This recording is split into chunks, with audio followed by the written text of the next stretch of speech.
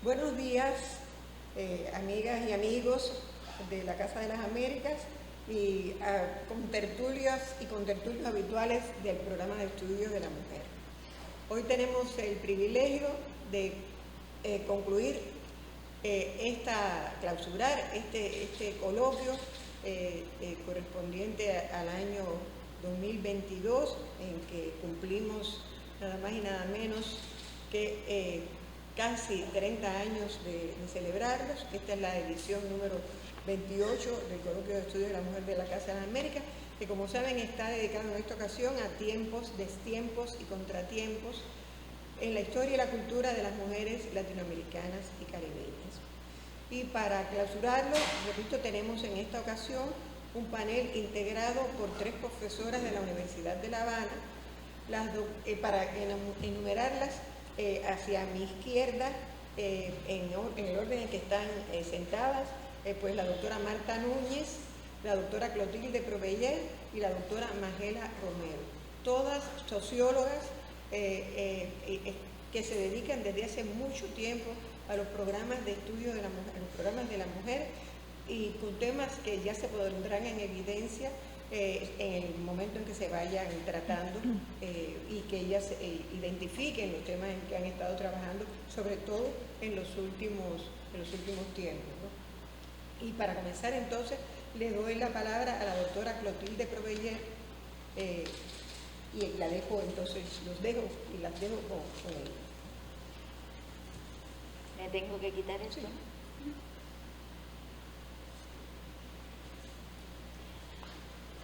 Bueno, buenos días. Hay que mirar hacia allí, ¿no? Buenos días. Ante todo, muchísimas gracias a la Casa de las Américas y a la doctora Luisa Campuzano en particular por invitarnos para participar en este panel. Yo, cuando estaba conversando con Luisa acerca de lo que íbamos a hablar y el contenido del panel, pensaba en que las mujeres cubanas tenemos muchas conquistas de las cuales podemos enorgullecernos, pero realmente a veces pensamos, y a pesar de tantas conquistas, cuántos retos tenemos, cuántos desafíos, cuántos obstáculos tenemos que superar. Y por eso entonces pensé que mi reflexión podría versar más o menos las cubanas hoy, entre conquistas y desafíos.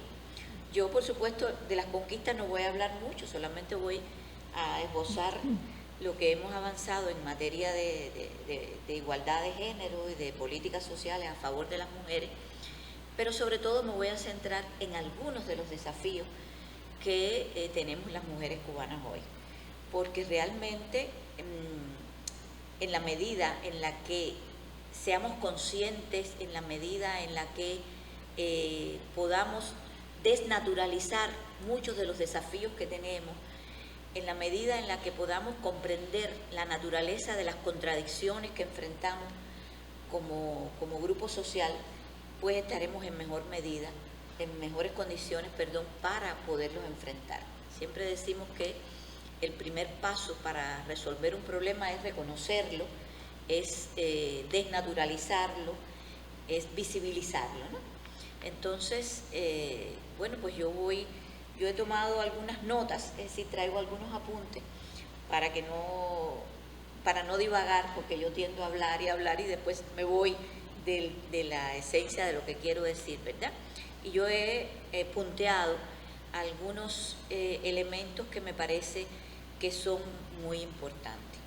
Hay un primer elemento en el que quiero englobar, digamos, de manera general, las conquistas que hemos logrado las mujeres cubanas en la revolución. Por supuesto que yo solamente voy a mencionar porque además mis colegas seguramente que van a partir de las conquistas en las áreas en las que ellas van a desarrollar su trabajo, y por supuesto que solamente voy a mencionar. En el caso de Cuba, las mujeres cubanas hemos alcanzado un protagonismo social muy importante, del cual dan cuenta las estadísticas. Es decir, somos la mayor parte de las científicas, de las técnicas del país. En las universidades cubanas somos la mayor parte de las matrículas universitarias. Por tanto, cuando analizamos esos avances en materia educacional, esos avances se traducen en avances en todas las demás esferas de la vida social, porque al inicio de la revolución solamente el 1% de la matrícula universitaria eran mujeres. En la actualidad somos más del 60%, lo cual habla de esa transformación acelerada que se ha producido y que nos da, digamos, la posibilidad de convertirnos en constructoras de nuestros proyectos de vida, porque ya sabemos, y la ciencia lo ha demostrado, que conocimiento es poder. En la medida en la que conocemos, en la medida en la que nos apropiamos del conocimiento, ya sea con una profesión, con un oficio, con un mayor alcance a la cultura como creación humana, pues estamos en mejores condiciones de romper la enajenación a la que hemos estado condenadas históricamente mediante la subordinación histórica que hemos vivido las mujeres. No en balde, Mary Wollstonecraft en 1791 señalaba que la educación era un mecanismo importante para que las mujeres pudiéramos salir de la situación de esclavitud doméstica y de subordinación en la que estábamos imbuidas las mujeres históricamente. Y justamente para demostrar que no es que las mujeres seamos inferiores por naturaleza, sino que la inferioridad es una inferioridad cultural que ha estado construida por negarnos el acceso a la educación como mecanismo para poder ser constructoras de nuestra propia identidad y de nuestros propios proyectos de vida. Así que yo creo que las transformaciones que se han producido en la sociedad cubana a favor de las mujeres, para que nos convirtamos en sujetos de derecho y no en objetos sexuales como históricamente hemos sido, es uno de los más grandes logros, de las más importantes transformaciones que han, digamos, devenido en otras muchas transformaciones en el ámbito laboral, en el ámbito social, político, en la participación de las mujeres en todas las esferas de la vida social. Y, por supuesto, en las transformaciones que se han producido en las relaciones intergenéricas, aunque yo creo que ahí es donde están, digamos, uno de nuestros más grandes desafíos, pero lo voy a abordar después. Pero en materia de alcance, yo creo que esto ha estado acompañado de un proceso que está determinado por la voluntad política del Estado cubano a favor de la equidad de género, lo que se ha traducido en leyes, programas, propuestas que a lo largo de la revolución han contribuido a la eliminación de las inequidades de género. Y muestra de esa voluntad política, creo que en la actualidad, hoy mismo, pudiéramos decir, porque se aprobó a fines del año pasado, el programa para el adelanto de las mujeres, que es un documento programático para actualizar los acuerdos de Beijing y los acuerdos en los que Cuba se materializó desde el año 1997, pues el programa de adelanto de las mujeres recoge todas las áreas sociales, económicas, políticas, en las que todavía la sociedad cubana tiene deudas con las mujeres para el pleno logro de la equidad de género. Y pienso que el tener un programa para el adelanto de las mujeres con carácter gubernamental, como un decreto presidencial que tiene un carácter vinculante que obliga a todos los organismos del Estado a trabajar para cumplir con ese programa de adelanto, es, digamos, la muestra más fehaciente de que hay una voluntad política que no renuncia a resolver todos los problemas, los desafíos que tenemos por delante. Pareciera que con todo lo que hemos hecho hay un camino trillado, pero realmente los desafíos todavía son muy grandes. Y yo por eso voy entonces a centrarme sobre todo en algunos de los desafíos. Hay muchos, pero sin duda los desafíos son muy importantes para poder lograr la plena equidad de género. Un elemento que en cuanto a desafíos que tenemos las mujeres cubanas hoy me parece que es importante es avanzar en la transversalización del enfoque de género al diseño y ejecución de la política social, económica y de todo el accionar institucional.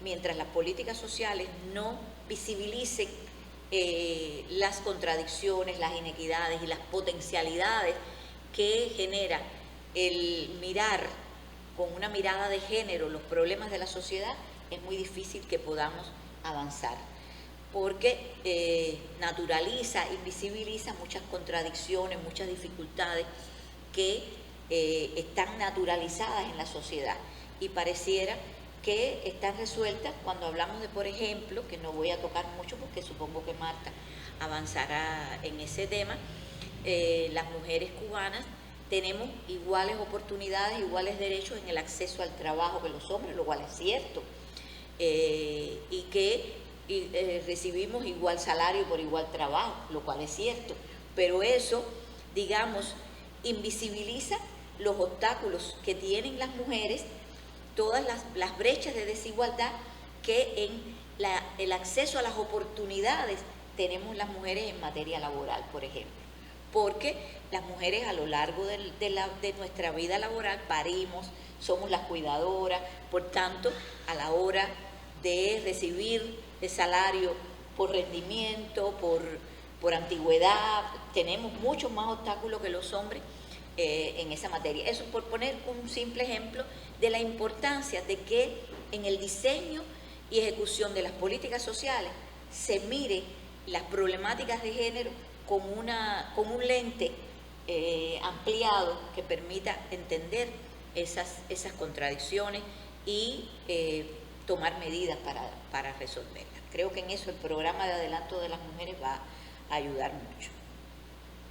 Y de la misma manera que es importante transversalizar el enfoque de género en el diseño y en la ejecución de las políticas, es también muy importante avanzar en la inclusión de la perspectiva de género en la educación, porque eso va a permitir que las carreras universitarias, que en los niveles,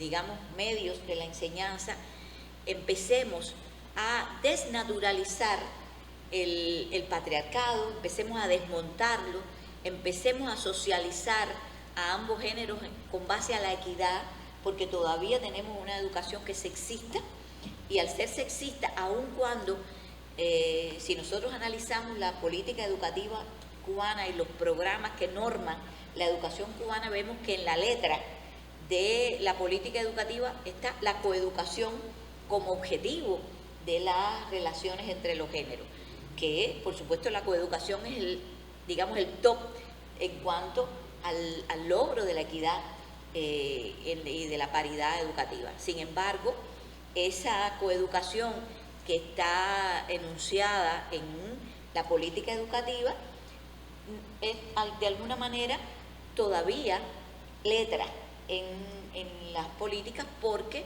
seguimos reproduciendo el sexismo no solo en el currículo oculto, sino también muchas veces en el currículo explícito, cuando analizamos los libros de texto, cuando analizamos las profesiones, etcétera. Vemos cómo todavía el sexismo sigue siendo una deuda de nuestro sistema educativo. Hasta que no empecemos a desmontar de una manera más eficiente el sexismo en la educación, no podremos desmontar el sexismo en las prácticas sociales de nuestra sociedad. De manera que la introducción de la perspectiva de género en la educación es uno de los desafíos que tenemos en la sociedad cubana, y desmontarlo sobre todo de los imaginarios, porque, por ejemplo, o poner un pequeño ejemplo, Luisa, me avisa cuando me queden 5 minutos, porque veo que voy por el tercer punto y anoté muchos.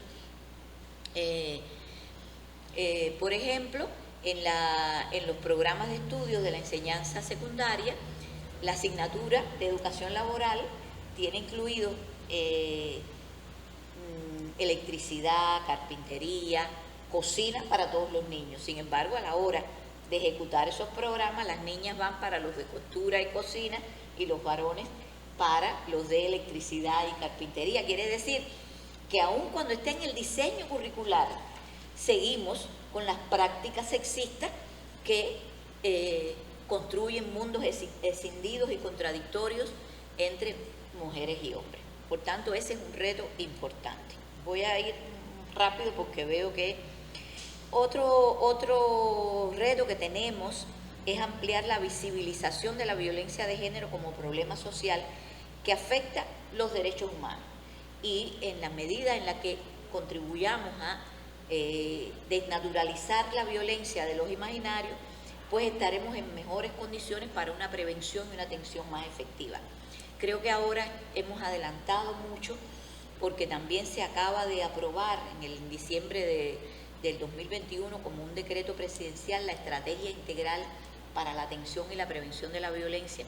Ese es un sueño viejo que teníamos todos los que trabajamos este problema social, justamente porque faltaba una institución del Estado cubano que fuera quien se encargara de coordinar, ejecutar, supervisar, monitorear, exigir el cumplimiento de la atención y la prevención de la violencia de género. Y con la estrategia integral, todos los organismos que tienen esa responsabilidad deben hacerlo, y la estrategia tiene incluido el monitoreo y la evaluación, de manera que es un paso de avance en esta tarea tan importante de desnaturalizar la violencia, pero hay mucha tela por donde cortar, hay mucho trabajo por delante, porque la violencia está muy naturalizada. Por ejemplo, en la encuesta de NIC, la encuesta de igualdad de género que se realizó en el 2016, solo el 10% de la población y de la población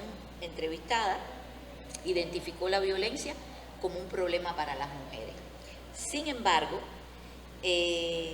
cuando se le preguntaba a las mujeres si habían recibido algún tipo de maltrato en el último año, el 26,7% de las mujeres de 15 a 74 años había sido víctima alguna vez de manifestación de violencia en la relación de pareja. Es decir, solo el 10% la reconocía como problema, pero casi el 30% de las mujeres encuestadas reconocieron haber sido víctimas de violencia. Y si tenemos en cuenta que ese es un problema que está tan naturalizado, tan invisibilizado, porque es de los problemas de la vida privada que las mujeres no se atreven a hablar. Si un 30% reconoció en una encuesta, ni siquiera en una entrevista individual donde hay un clima de empatía, de confiabilidad mayor, si el 30% reconoció haber sido víctima de violencia, eso nos dice que la cifra es mucho mayor. Por tanto, ese es un reto que tenemos que enfrentar y en el cual estamos trabajando intensamente en este momento. Me parece que ha sido muy buena la presentación general que ha hecho de la temática que nos habíamos planteado abordar la doctora Clotilde Proveller. Y en este momento quiero decir que además esta preocupación, esta lucha y esta organización de todo un equipo para trabajar el tema de violencia de género cuenta además con su orientación personal desde hace muchos años y ahora con la autoridad que tiene en esta materia a nivel nacional, lo que nos va a ayudar extraordinariamente. Porque también hay que tener en cuenta que en este 30% que reconoce que ha sido en algún momento víctima de violencia de género, ha sido víctima de las formas más agudas de violencia de género, pero de todas las distintas formas veladas, naturalizadísimas de violencia. Muchas no se dan cuenta que hay elementos en su vida cotidiana que son formas de violencia que están postergando, están poniendo hacia un lado y ofendiendo a las mujeres y con la pretensión de que no son tales formas de violencia de género. Entonces, yo creo que ya estamos en condiciones, después de haber visto todos los adelantos que ha tenido la mujer y todos los proyectos que hay para continuarlos y cuáles son algunos de los principalísimos retos que tenemos y de temas pendientes por llevar adelante, que pudiéramos oír entonces a otras compañeras y si acaso al final... Ya, sí, porque me quedé por la mitad, pero no importa. Bueno, si quieres enunciarlos brevemente. A ver, a mí el tema de la división sexual del trabajo, me imagino que Marta lo va a abordar, es un imperativo modificar, o Magela, modificar la división sexual del trabajo, que implica una subordinación económica que invisibiliza y desvaloriza los aportes de las mujeres. La encuesta de NIC muestra, por ejemplo, que hay una persistencia de brecha de género en la carga total de trabajo de hombres y mujeres. Las mujeres dedican 14 horas más como promedio semanal que los hombres al trabajo doméstico, y esta es una de las formas de violencia estructural no reconocida como violencia que persiste, y es una de las brechas que tenemos que enfrentar. El tema del techo de cristal es algo que también tenemos que seguir trabajando, resolver la contradicción entre, por un lado, las altas exigencias de protagonismo y los elevados niveles de participación femenina a escala social, y por otro, la reproducción de los patrones del modelo de subordinación en las relaciones intergenéricas, sobre todo en las relaciones de la vida privada.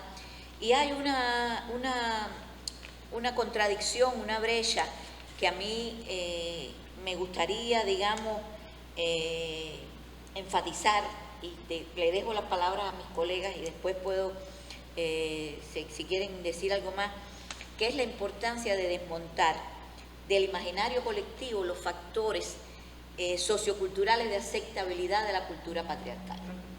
Y creo que es muy importante desmontar esos factores culturales de aceptabilidad de la cultura patriarcal, porque en la medida en la que el patriarcado sigue con mucha fuerza entre nosotros, expresándose de manera como sexismo en todos los ámbitos de la vida social, pues eso realmente nos genera obstáculos para alcanzar la plena equidad de género. Justamente en la medida en la que no produzcamos el cambio cultural que tiene que ir por el desmontaje, como decía, del sexismo en la escuela, en los medios de comunicación. La familia sabemos que es la institución más conservadora de la sociedad y que por tanto va más a la saga de las transformaciones sociales, pues esos cambios tienen que empezar a producirse desde las instituciones de socialización extradomésticas para que puedan impactar en la familia. Y yo creo que un ejemplo de eso lo tenemos en la discusión que estamos teniendo en la actualidad del nuevo Código de las Familias. El Código de las Familias que está en proyecto en la actualidad es un código de avanzada, es un código que promueve la equidad, que promueve los afectos, que avanza en materia de derechos y oportunidades para todos los miembros del grupo familiar, y sin embargo hemos visto cómo hay muchas incomprensiones entre las personas, incomprensiones y concepciones que parten de que todavía está muy acendrada la cultura patriarcal en la sociedad cubana, que concibe, por ejemplo, que los hijos son propiedad de los padres y los niños como sujetos de derecho. No hay una comprensión adecuada, y eso es porque en la cultura patriarcal la familia es una institución asimétrica, una institución vertical con una concepción educativa rígida y estrecha, que no hemos logrado modificar sustancialmente a pesar de los avances que puedan haberse producido.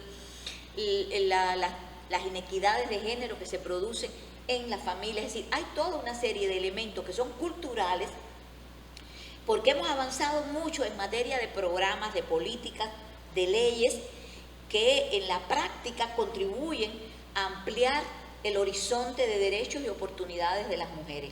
Pero no hemos avanzado en la misma medida en promover el cambio cultural que acompañe esos programas para que puedan de verdad conducir en la plena equidad de género. Y en la medida en la que ese cambio cultural se atrase, las medidas, los programas, las leyes no alcanzarán su verdadera efectividad porque tienen que ir acompañados de cambios en los imaginarios. Mientras que sigamos con las concepciones patriarcales que colocan a la mujer en una posición de subordinación, en la medida en que y me disculpan si hago mucho énfasis en la violencia, en la medida en que la sociedad está estructurada patriarcalmente, pues por supuesto esa violencia estructural y esa violencia cultural, que es la que promueve todas esas inequidades, en vista de que la violencia es la forma extrema de discriminación por motivos de género, pues estaremos en peores condiciones o no estaremos en las condiciones idóneas para poder avanzar en materia de equidad de género. Creo que ese es un reto importantísimo que tenemos en la sociedad cubana hoy, al que le tenemos que prestar especial atención. Hay que trabajar con la subjetividad social, hay que trabajar con la cultura. La cultura nos salva. Entonces creo que es muy importante ese desmontaje de la cultura patriarcal. Voy a quedarme aquí y después podemos... Bueno, pues continúa Marta. Bueno, déjame quitarme el enlace. Y quiero agradecer ante todo a Luisa por invitarme a esto y hacer un recordatorio. Luisa, ¿te acuerdas en enero del 93 cuando nos reunimos aquí para, no sé si fue el primero de estos coloquios o fue un coloquio con aquellas compañeras americanas, que ninguno de estos temas que ha tocado, que tú has invitado en la agenda de este coloquio, ni lo que ha hablado Clotilde, se incorporaba, la violencia no se mencionaba. O sea, nosotros... El mejor de los mundos posible. Sí. Y sin embargo, nosotros encontramos, hace poco se había creado la Cátedra de la Mujer de la Universidad de La Habana en el 91, tratábamos problemas, pero no con la crudeza y con el sentido de sacar, hacerlo visible y hacer soluciones para todas estas cosas que estamos diciendo Clotilde. Bueno, yo voy a tratar un tema que tiene que ver con algo que culturalmente todavía no está tan aceptado, que es el problema del empoderamiento femenino en el caso del empleo, la influencia que ha tenido el empleo femenino en el empoderamiento de las mujeres en Cuba. ¿Por qué cuando le dije a Luisa que iba a tocar este tema, por qué lo decidí? Porque creo que el hecho del empoderamiento femenino, que aunque no es muy visible, existe en Cuba en estos momentos, es una de las características que más habla de cuánto ha avanzado la mujer en Cuba y sobre todo en la cultura. Y también porque pienso que el empleo femenino, que es lo que más he estudiado yo en mi vida en los estudios de género, el empleo femenino influyó y sigue influyendo mucho en que esto se haya logrado. Ahora, para mí, ¿qué cosa es el empoderamiento femenino? Es la capacidad de tomar decisiones para la vida personal, para la vida familiar, para la vida de la comunidad, para la vida nacional, y este empoderamiento sobre todo en un sentido de lograr mayor bienestar para esa persona. Yo creo que en estos momentos las mujeres cubanas estamos muy empoderadas, pero como decía Clotilde, no nos damos cuenta y mucho menos se da cuenta la sociedad de cuán empoderada estamos. Y muchas veces cuando las personas se dan cuenta de lo empoderada que estamos, empiezan a atacarnos, como es el caso de muchos autores de letras de canciones donde hablan que la mujer no es buena en la cama, no eres, tú buscas mi dinero, eres una perversa, eres una mala. O sea, hay manifestaciones culturales que le temen tanto este empoderamiento que estamos construyendo las mujeres, que nos atacan. Y yo creo que en el caso del empleo femenino, porque yo digo que hay dos tipos de empoderamiento: el empoderamiento institucional, que no voy a tratar, sino el que para mí es más importante que se ha logrado, que es el empoderamiento en la cotidianidad. En el caso del empleo femenino, la influencia del empleo femenino, este empoderamiento ha permitido que la mujer tome decisiones porque al trabajar, al estar empleada, al estar ocupada, tiene un salario, logra independencia económica. Sale de la casa, amplía su capital social tiene una disciplina laboral, emplea sus conocimientos en hacer las tareas que tiene que hacer en su trabajo, en su empleo. Y esto es algo que es común a los otros países, o sea, esto no es nada nuevo.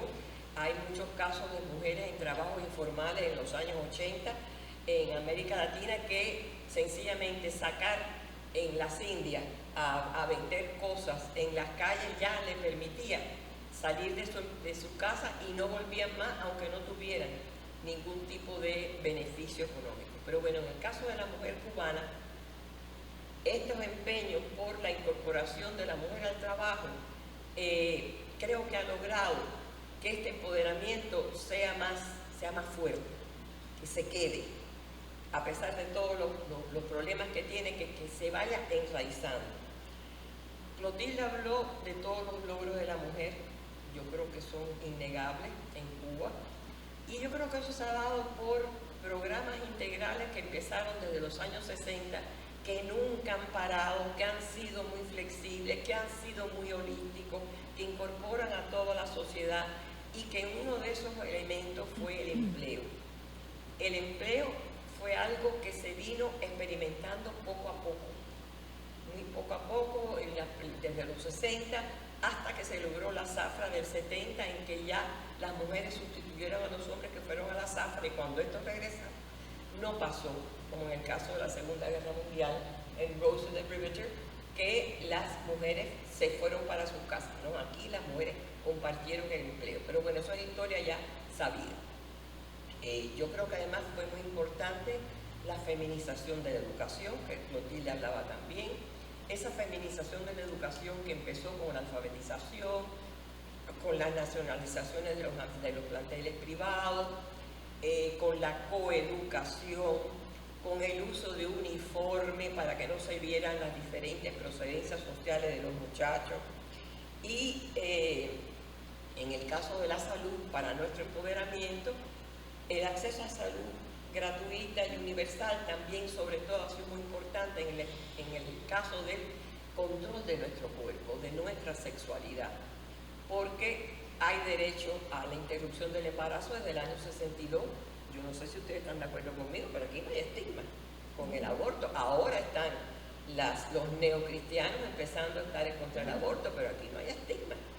Incluso muchas veces se usan los abortos, generalmente se han usado los abortos como en sustitución de la planificación familiar, a pesar de que la planificación familiar empezó en el año 64. O sea, tenemos acceso a practicar la sexualidad sin que salgamos embarazadas. Estas cosas que se están pidiendo tanto en muchos países de América Latina, ya con nosotros es algo comido, algo normal, algo sumamente normal.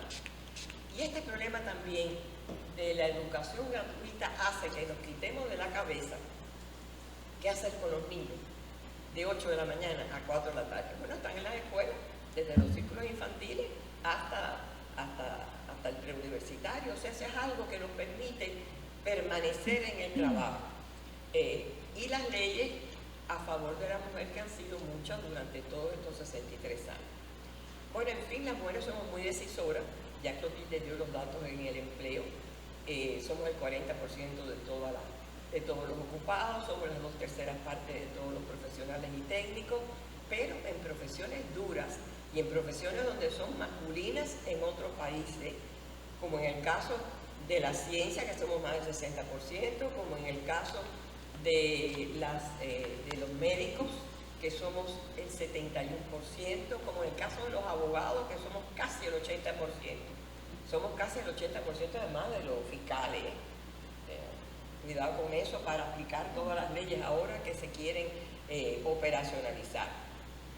Las mujeres tenemos, en el caso por lo menos del empleo, las mujeres trabajadoras tenemos índices educacionales mucho más altos que los hombres trabajadores. Pero en los puestos de dirección en el empleo, desde hace 30 años, solo rondamos el 35% de las mujeres ocupando puestos de dirección en el empleo.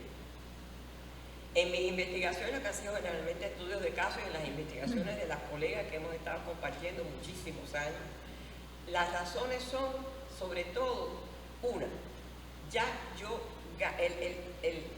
hasta hace poco tiempo, lograr un incremento salarial por ocupar un cargo de dirección era muy pequeño. Si ya somos profesionales y somos la mayoría de las profesionales, no nos hace falta ese incremento salarial. Ya yo soy decisora en mi profesión. Y la otra cosa más importante es lo que va a tratar Magela, que es la segunda jornada, las tareas del hogar, que siguen siendo en los hombros de las mujeres. No hay manera que nos quitemos esto.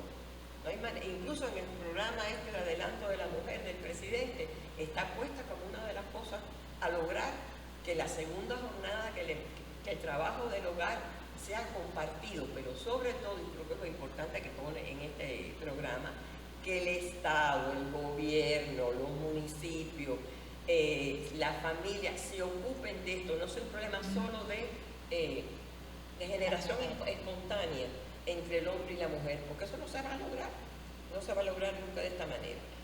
También hay muchos problemas que atentan contra esta baja proporción de las mujeres ocupando puestos de dirección. Miren, están los problemas de la vivienda que no se acaban de resolver. Hay 3 y 4 generaciones viviendo bajo un mismo techo. El problema de la vivienda es serio en Cuba y ha sido un lastre grande en la vida de las mujeres. Cuando hay muchas generaciones, muchas mujeres viviendo en un hogar, ¿quiénes son las que hacen los trabajos domésticos? Además, con pocos alimentos, con pocos útiles de aseo, las mujeres, que son las que están entrenadas, porque las madres mismas, nosotras no entrenamos a los hijos, a los varones, para que hagan las tareas del hogar, porque por la homofobia. Somos un país muy homofóbico. Como decía Clotilde, es una de las características del patriarcado tan fuerte que tenemos en hombres y mujeres. No entrenamos a los varones a hacer tareas domésticas y eso nos cae entonces encima. Los salarios de las mujeres, sobre todo de las profesionales, han sido muy bajos. Parte de la pirámide invertida que existe desde la crisis de los 90. Hubo una esperanza con la subida de los salarios en enero del 2021, pero inmediatamente fue un cubo de agua fría porque la inflación fue altísima y por lo tanto seguimos bregando con el problema de los salarios que no alcanzan. Está el problema del transporte y los problemas que ha traído la COVID con las grandes colas para comprar alimentos, para comprar útiles de aseo, para comprar las medicinas. O sea, la COVID ha atentado estos problemas del empoderamiento de la mujer. No que dejemos de estar empoderadas, sino que ha sido todavía más difícil ejercer esta toma de decisiones.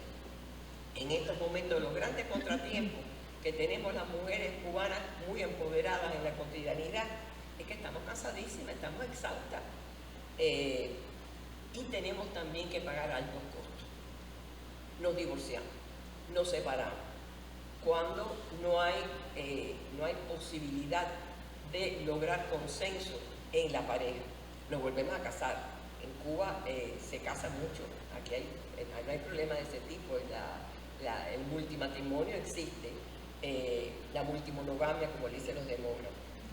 Hay muchas jefaturas del hogar femenina, es 44% Magela, ¿no? En el último censo de la debe ser mayor en el próximo censo. De todos los hogares, el 44%, y se piensa que sea más alto ahora en el censo de este año. La morbilidad femenina generalmente ha sido más alta que la masculina, entre otras cosas por la segunda jornada. Pero en esta pandemia, yo imagino que la morbilidad femenina ha aumentado mucho, porque nosotros hemos tenido que hacer más cosas para la sobrevivencia de la familia. El problema de la violencia. El problema de la violencia, que al fin se habla. La persona que primero empezó a hablar más así, Luisa, de la violencia en Cuba fue esta mujer que tengo a mi izquierda. Por eso a mi izquierda, porque siempre habló de la violencia cuando nadie la quería ver. Y ella empezó poquito a poco, hasta que miren que ya hay una estrategia para eso. Y hay un cansancio permanente de todos nosotros. Pero hay una parte buena, y ustedes me van a matar con esto que voy a decir, pero hay una parte buena de hacer esta segunda jornada, que nos ha entrenado a hacer multitareas, mientras que los hombres hacen una tarea a la vez.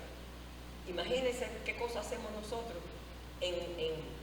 ocupándonos en el trabajo y ocupándonos en la casa. Cuesta desde que nos levantamos hasta que nos acostamos a dormir, tenemos que hacer una cantidad de tomar decisiones de cosas pequeñas. Pero es increíble, esas cosas pequeñas que nosotros decidimos nos ayudan a organizar mejor nuestro trabajo. Graciela, que es una compañera también profesora en sociología hace muchos años, hizo un trabajo con la diferencia entre las mujeres que estaban dirigiendo y hombres dirigiendo. Y se veía que las mujeres dirigentes eran mejores dirigentes, que organizaban mejor el trabajo, que no le tenían miedo a que la gente se superara, que eran más consensuadas a la hora de tomar decisiones, que se ocupaban de las cuestiones personales de la gente. O sea que esta segunda jornada tan horrible que Magela va a tratar más todavía, también tiene una parte positiva en el sentido de hacernos crecer en la capacidad de toma de decisiones. Ahora, en esto que decía Clotilde, en esta ley de adelanto de la mujer, cuando se dijo la ley del Programa Nacional de Adelanto de la Mujer, a mí el adelanto me chocó. Digo, no, estamos tan adelantadas que estamos las mujeres, ¿por qué adelanto?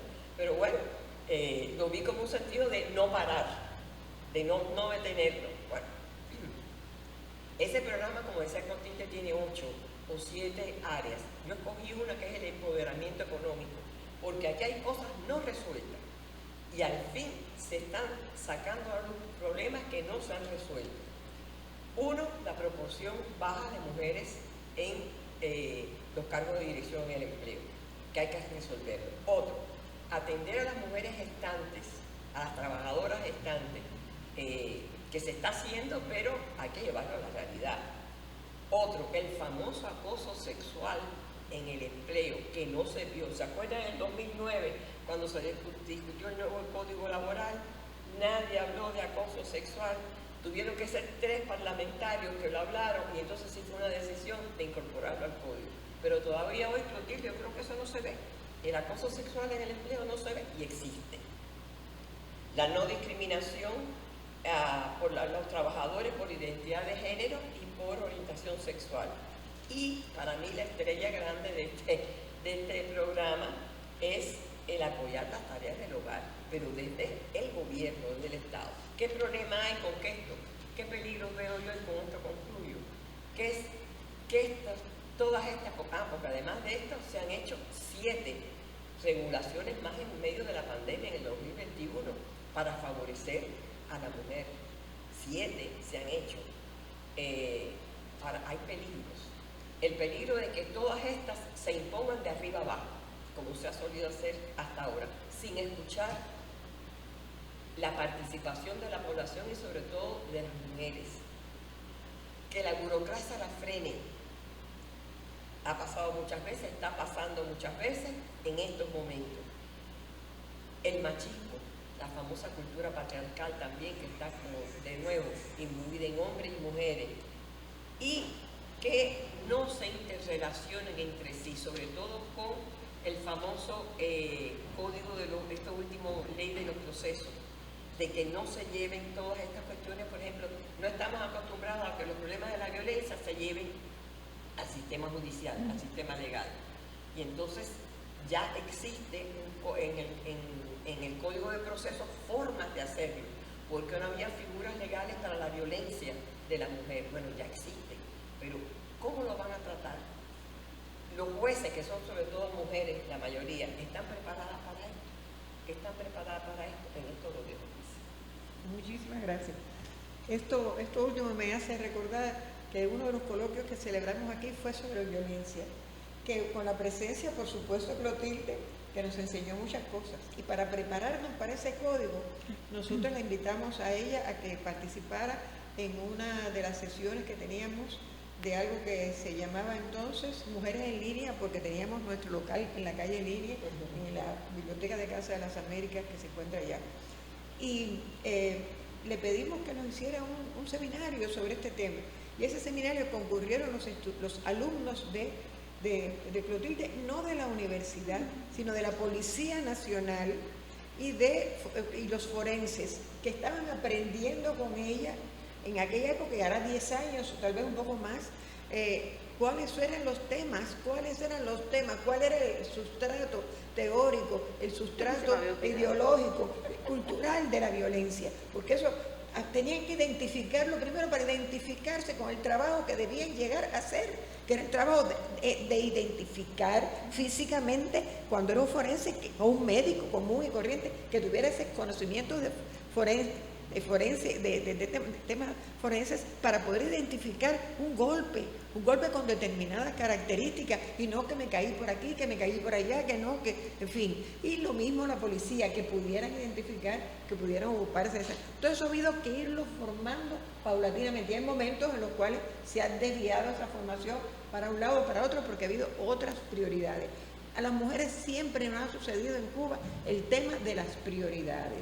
Hemos tomado muchos acuerdos, hemos tenido excelentes legislaciones y hemos decidido que vamos a hacer a partir de tal fecha tantas cosas y de pronto hay otras prioridades. Nosotras no somos prioridad y hay que llegar al momento en que sí seamos prioridad, porque somos prioridad en la economía de este país, en la ciencia de este país, en la educación de este país. Nuestros problemas tienen que ser prioritarios y en eso, bueno, pues yo creo que hay que seguir trabajando y Magela nos va a ayudar en ese trabajo. Adelante, Magela. Bueno, muchísimas gracias. Me gustaría primero agradecer la invitación de la profe Luisa. Para mí estar aquí es un grandísimo privilegio porque estoy entre mis maestras y como siempre digo, no paro de aprender de sus lecciones, ¿no? A mí me gustaría compartir algunos elementos relacionados con justamente lo que es el centro de este coloquio que tiene que ver con los tiempos, ¿no? Y me conecto con lo que cada uno de ustedes van hablando porque realmente en todas las conquistas y los desafíos que vamos teniendo las cubanas y en general yo creo que las mujeres de la región y por qué no del mundo, tiene que ver con eso, con la conquista del tiempo personal. Por eso yo pensaba en la intervención y le decía a la profe Luisa, yo creo que mi intervención se va a llamar en la conquista del tiempo propio o en la lucha diaria por no morir en el intento, ¿no? Porque realmente yo creo que en esta trayectoria de conquistas a nosotras nos ha faltado todavía posicionarnos en concebir el tiempo propio como el derecho más sagrado y como la conquista más importante, porque realmente cuando se mueven las sociedades, se mueven las formas en que se organizan las políticas, los sistemas, la vida cotidiana de nuestra sociedad, pues justamente las mujeres generalmente nos vamos moldeando para ir participando, para ir haciendo, pero no nos moldeamos en esa centralidad que tenemos que darle al tiempo propio como conquista. Y eso me gustaría conectarlo, quizás como ustedes han empezado hablando las historias, con lo que tiene que ver el propio proceso de desarrollo del empoderamiento de las cubanas, pues el tiempo siempre ha estado en el centro de cómo se han ido enfocando las políticas de educación, de empleo, las políticas que han tributado a la consolidación de modelos más equitativos en las familias. Y si bien en nuestra región, por ejemplo, en estos tiempos se habla mucho de los sistemas de cuidado, de las leyes de cuidado, que justamente ponen en el centro la división sexual del trabajo y la necesidad de transformarla, yo creo que nuestro país desde los años 70 tiene una historia que habla de esas políticas que van buscando, digamos, esa distribución más equitativa en las políticas de tiempo, por ejemplo, en la existencia de licencias, en la existencia de incentivos, en la creación de servicios para que se pueda establecer la conciliación entre la vida pública y la vida doméstica. Sin embargo, muchas veces estos programas y políticas no lograron o no han logrado su mayor efectividad porque fueron también pensadas en lógicas productivistas, donde lo que no importaba tanto el tiempo de las mujeres como que ellas se pudieran insertar, a participar, a aportar. Y obviamente estamos hablando de un modelo social que cuenta con una fuerza de mujeres muy calificadas, de mujeres muy integradas, de mujeres muy motivadas, porque saben justamente que en esa participación, en esa inserción laboral también están las posibilidades de su autonomía económica. Y bueno, en la conexión esa de la autonomía de los tiempos con la autonomía económica también se juega mucho en este sentido. Yo creo que es importante destacar que cuando nosotros hablamos de las estadísticas cubanas y de lo que nos van arrojando las encuestas, los censos, las encuestas de uso de tiempo, bueno, ya el profesor Clotilde ha hablado un poco de los resultados del ENIC, que muestran que las mujeres en Cuba trabajamos 14 horas como promedio semanal más que los hombres en el trabajo no remunerado, pero cuando vamos específicamente a las tareas de cuidado, al cuidado de la vida, estas estadísticas hablan de una diferencia de aproximadamente 5 o 6 horas. Por ejemplo, esta encuesta dice que las mujeres trabajamos semanalmente alrededor de 8.29 horas semanales en las labores específicas de cuidado y que los hombres solamente están aportando a este empeño 3.38 horas. Y entonces esa diferencia también marca las trayectorias de las mujeres, pero no solamente las trayectorias, porque uno habla de una mujer empoderada, una mujer que está en la ciencia, una mujer que está educada, una mujer que quiere participar, pero eso muchas veces también genera un costo en los tiempos personales que muchas afrontamos. Por eso hablo de la conquista del tiempo propio, porque muchas veces esa participación, esa entrega, esos resultados, esas trayectorias exitosas de las mujeres cuestan tiempo de sueño, tiempo de tranquilidad, tiempo de ocio, que casi nunca, de afectos, de tiempo de calidad, ¿no? con lo que queremos hacer. Y eso obviamente es algo que se ha agudizado en un contexto de pandemia, donde los cuidados no solamente se han hecho más sistemáticos, han cambiado la forma en que se realizan muchas de las instituciones donde nosotros depositamos tiempo de cuidado, ya sea círculos infantiles, hogares de ancianos, otros programas que digamos que cumplen las funciones de cuidar. Todo eso se depositó en la familia, en una estructura de política que previene la COVID, pero también centra el cuidado en las familias y sobre todo en la figura de las mujeres, y obviamente esos tiempos también se han desdibujado en unas dinámicas también muy intensas que obviamente van a costar mucho en la salud de las mujeres, quizás no en el corto o mediano plazo, pero sí en el largo plazo. Entonces, en este sentido, a mí me gusta ubicar la reflexión en quizás en algunas ideas que son muy importantes y que tienen que ver, Claudia hablaba ahorita de Mario Tonecraft, a mí me gusta mucho hablar también de Virginia Woolf cuando hablaba en Habitación Propia de los tiempos, de qué hacíamos y cómo se veía lo que hacíamos, porque al final la hermana de Shakespeare siempre se dedicaba a las tareas que estaban desbaratadas en los minutos que seguían, ¿no? Porque todo el mundo volvía a ensuciar los platos, todo el mundo volvía a ensuciar la ropa, las casas volvían a estar desordenadas y la obra no perduraba, ¿no? Y entonces yo creo que un poco sacar esa discusión y ese debate del espacio doméstico, del espacio de la familia, también ha sido uno de los desafíos más importantes del feminismo en sentido general y especial del feminismo cubano. ¿Por qué? Porque democratizar los cuidados también implica brindar la oportunidad a las mujeres de democratizar su vida, de convertirse en ciudadanas y de que ese ejercicio de ciudadanía se haga en condiciones de equidad, que obviamente es de las cosas más importantes. Por tanto, entender el cuidado y los tiempos como un asunto público es muy importante. Entender también que no puede haber democracia real si no hay democracia en los cuidados, si no hay democracia en la repartición de estas tareas hacia el interior de la familia. Y obviamente también es sumamente importante entender que el cuidado es un derecho ciudadano, y el tiempo para cuidar también es un derecho, pero no solamente el tiempo para cuidar la vida de otros, sino también para cuidar nuestras propias vidas. Y en este sentido, me gustan mucho las preguntas muy provocadoras que hacía María de los Ángeles Durán en una de sus últimas publicaciones, que ella decía, ¿qué elegiremos? ¿Inculcar el descontento o inculcar la resignación? ¿La resignación o la vindicación? ¿La tranquilidad moral o el conflicto político?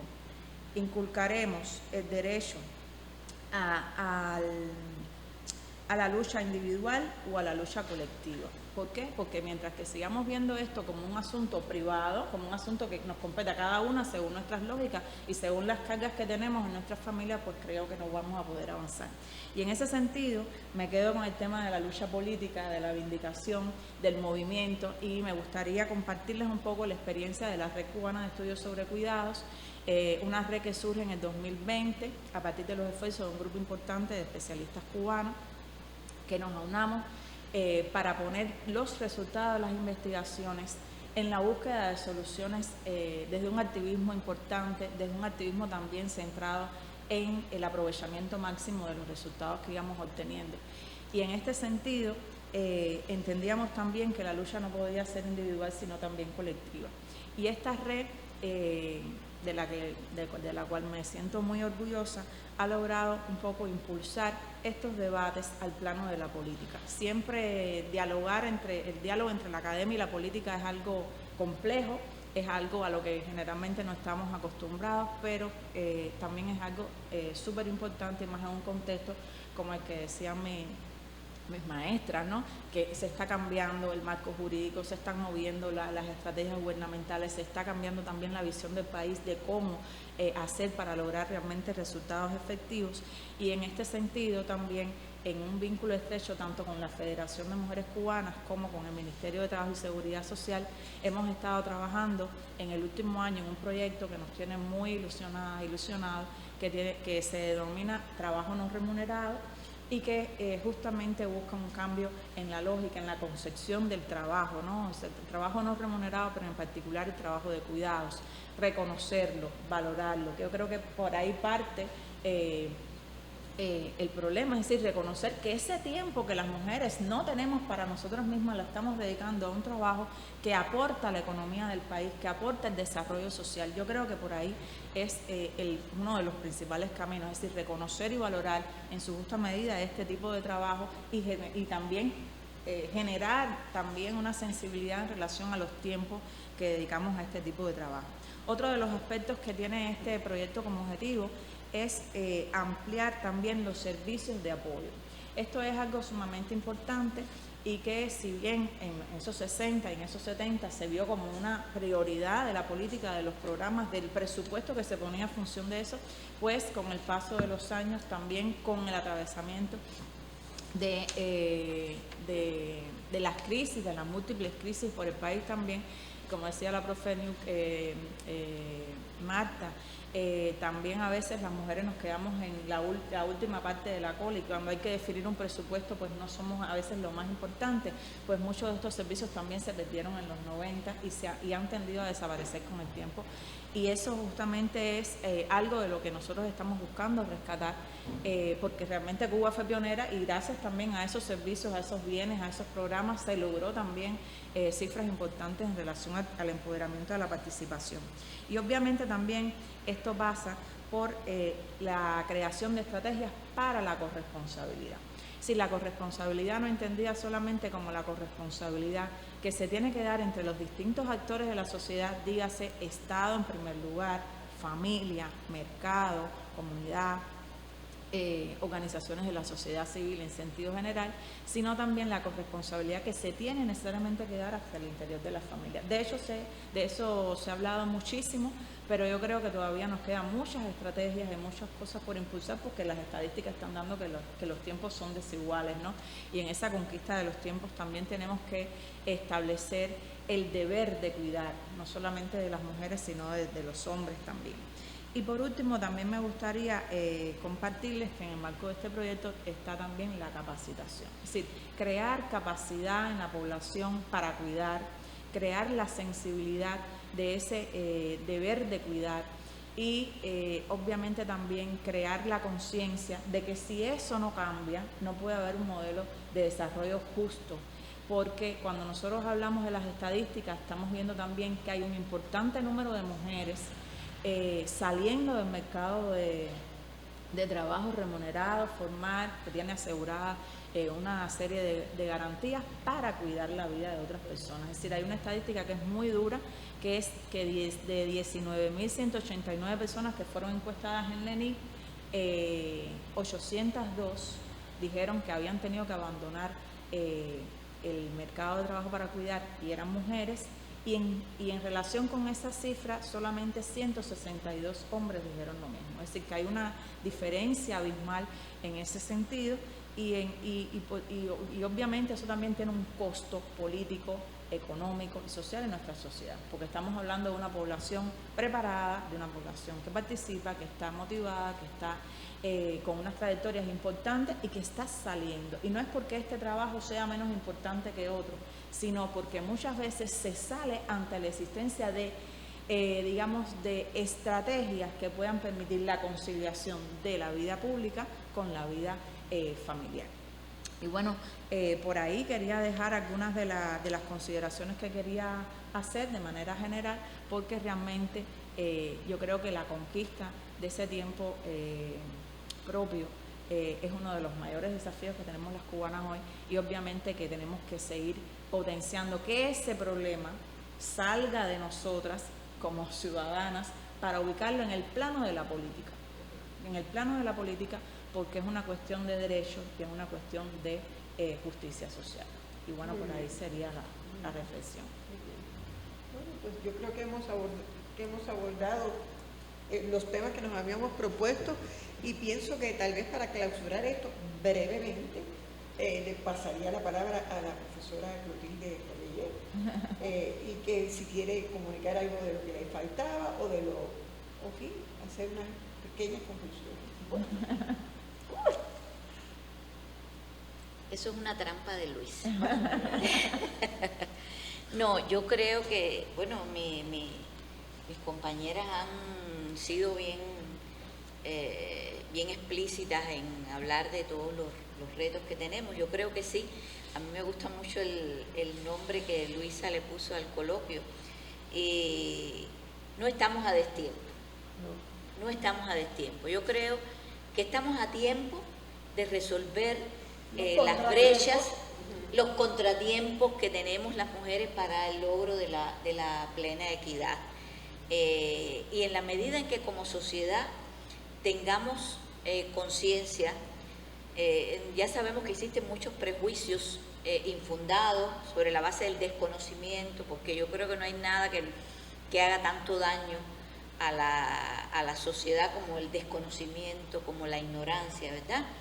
Y hay mucho prejuicio en torno al feminismo, que ha marcado pautas en transformar, no solo desde una perspectiva teórica, las causas que generan las inequidades, la subordinación, la discriminación de las mujeres, sino además en darnos las herramientas para esa transformación.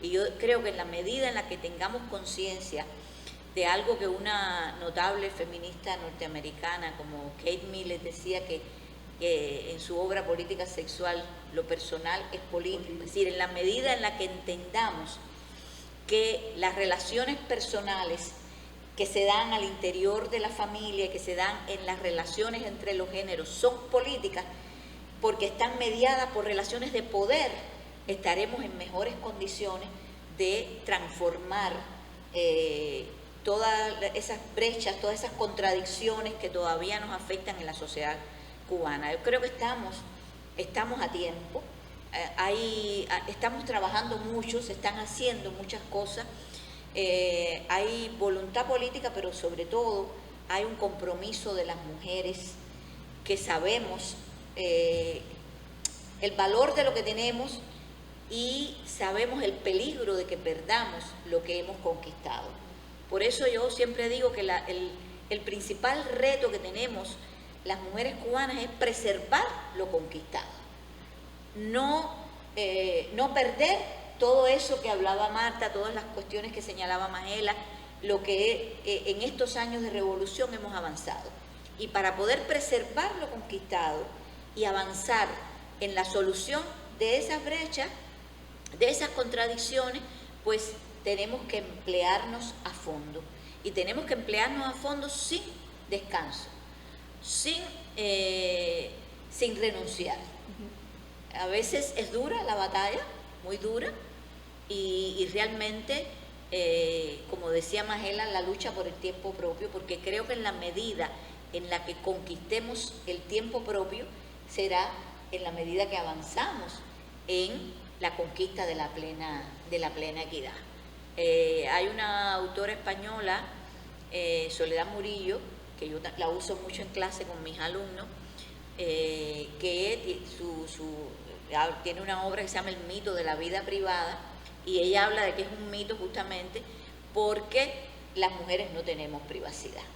Es decir, en los diccionarios, tanto el diccionario de la Real Academia como en los diccionarios especializados, cuando se habla de privacidad, se habla de la apropiación de sí, el tiempo propio.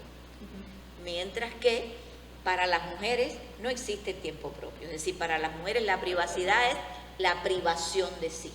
Y yo creo que uno de los principales retos que tenemos como sociedad es garantizar que las mujeres tengamos privacidad, porque eso significará que hemos logrado la corresponsabilidad, que hemos logrado el empoderamiento pleno, que hemos logrado la plena participación, que es lo que nos dará no solo el acceso, sino la apropiación de todas las oportunidades que nos merecemos porque la hemos conquistado, es decir, no es una dádiva, es una conquista que hemos hecho las mujeres a lo largo de la historia. Bueno, pues muy bien, muy bien.